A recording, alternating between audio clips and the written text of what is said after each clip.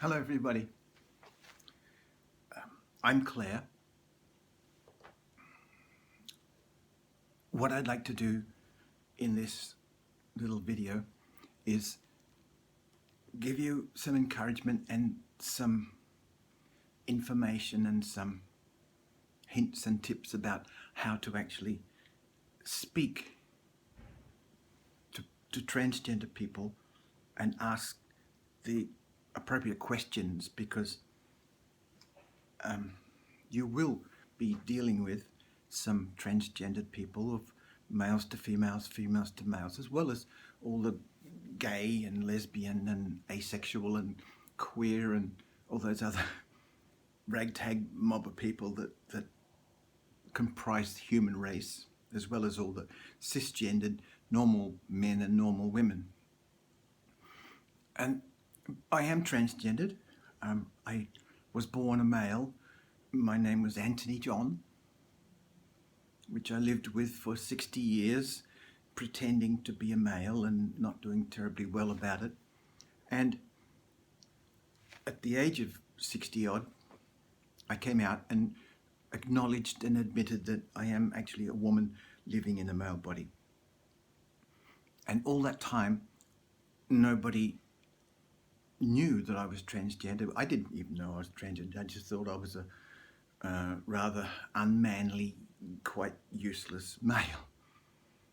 But I did have 3 marriages, 3 divorces, and 7 beautiful children. So I tried pretty hard to be a bloke.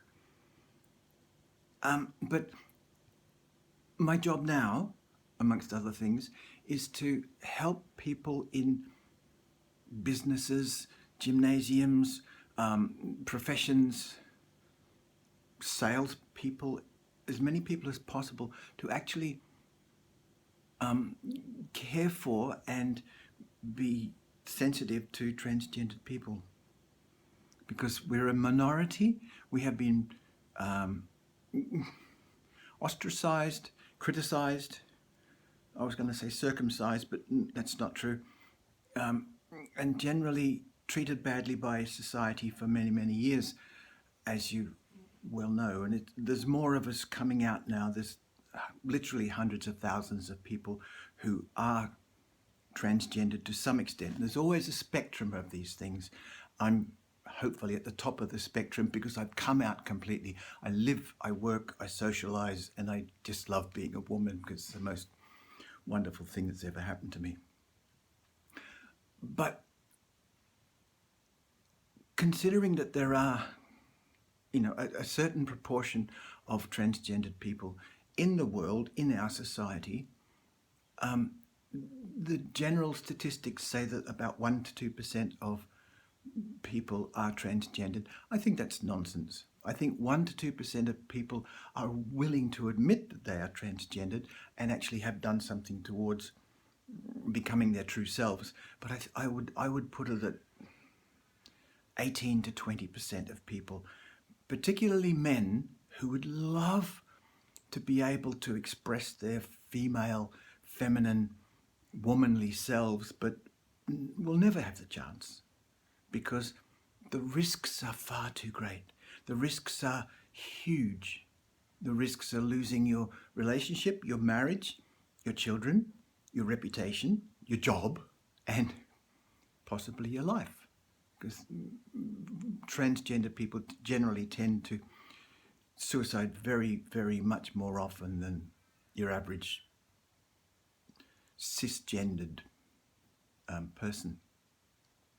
So considering that you will walk into or communicate with your business or your gym or your professional office, quite a few transgender people, and some of them will admit and some of them won't. And I've actually made a PowerPoint presentation about why people are transgendered and why we need a little bit more sensitivity and acceptance and encouragement than your average person. But the hard part is, how do you know if a person is transgendered?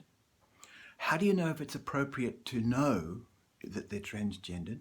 How you know it's appropriate to address them in the way that they want to be addressed, or do you just ignore it and just treat them as a normal person?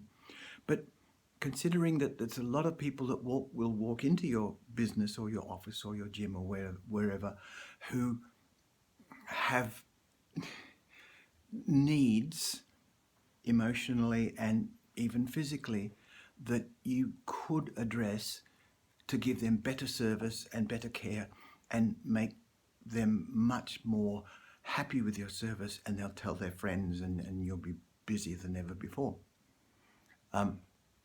So the question is, how do you actually find out if it's appropriate? If it's not appropriate, forget it. What questions do you ask? How do you ask the questions? As I've said in the PowerPoint presentation, if we adopt an intake form with a bit more of a choice about things, not just are you a man, are you a woman, are you an other, which is really a little bit insulting to an awful lot of people. If your intake form will have more choices about gender preference, sexual preference if necessary, pronouns that you wish to be addressed by, and the name you would like to be addressed by. And if you find that information out from an intake form, which, if the person is I hate the word normal, but if the person is cisgendered, not transgendered, then they'll just tick man or woman and just forget the rest. But if the person is transgendered and you if you ask him or her to tick the boxes of gender identity and pronouns and name that they prefer, you will win their hearts, you will win their loyalty, and you will give them much better service. So the intake form is kind of, it's got to come. It's one of those things that nobody's really done very well yet. I've made a good suggestion in the PowerPoint presentation if you get to watch it. But there are other ways to ask the question. It requires a degree of sensitivity. It requires a little bit of practice, because like everything else, the first time you ask is going to be uncomfortable, but the second time will be probably more uncomfortable. But the fourth and the fifth time and the 12th time, if you start to develop a habit of actually wanting to find out if a person is transgendered or gay or lesbian or queer or asexual or multisexual or whatever the hell, it's just got to be good for the person, for you, and for your business or service, whatever it is. So there's always a range of questions that are asked in the situation where a person comes into a professional service. Like, for example, I practiced chiropractic for many years, and there was a range of questions that I pretty much always asked in a way. What's your problem? Why have you come here? What do you think I can do for you? Who have you seen previously? When does it hurt? Why does it hurt? What makes it better? What makes it worse? What have you done previously? And all those standard, simple questions that people are asked. But there ought to be, in my opinion, another question at the end of that. And you can frame it your own way. I'm not going to tell you how to actually ask it, but the idea is to say something like, Mrs. Bloggs, or Mr. Bloggs, or Master Bloggs, is there anything else that you would like to tell me, in confidence, of course, that might make me more able to give you the service that you need? Anything about your gender, anything like that you might want me to know and that might help me to relate to you more easily, and particularly if you've got certain pronouns that you like to use, we'll make sure that we use them. because it's our way of showing you respect. And if the person is obviously, a bloke or a, normal woman, you don't have to bother unless you have an intuitive idea that there might be a gender confusion there, or if they fill out the intake form and tick some of the boxes that kind of indicate that. And then you can assure them that you're going to ask them and receive their answer in strict confidence, and that you're doing it for their benefit. Because I remember when I first went to a gymnasium when I first came out,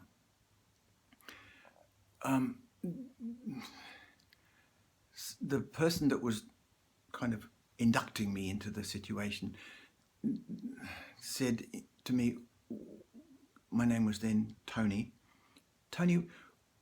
what do you want from this gymnasium? What results, what kind of service do you want? And I said, thank you for asking. And I said, I am transgendered. I am in the process of transitioning. I would like the kind of exercises, the kind of advice, and the kind of service that will help me to develop a little bit more of a feminine body. Because at that stage I was built like a brick dunny, and I'm 6 foot tall. I said, I would like to make sure that my arms are not bulked up with muscle. I'd like my arms and legs to be strong, flexible, but womanish, feminine, slender. I'd like to develop my abdominal oblique muscles so that I have a bit of a waist and a bit of a shape. If you can do that, I'd be really, really grateful. And they did.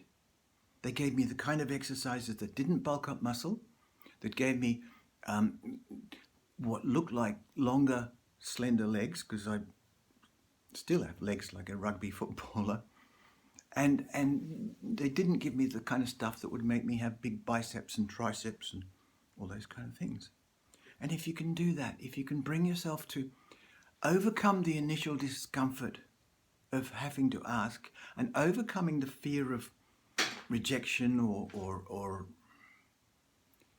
whatever that people might come up with, because it's your job.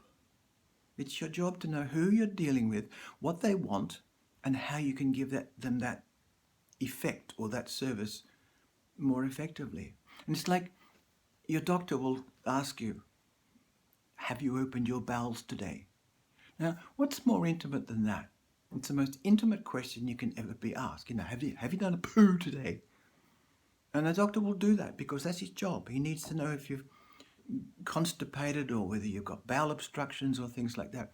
So in the beginning, when I was first practicing, it was hard to ask that question. But you ask it to the first 10 people and suddenly it becomes part of your standard history-taking, information gathering.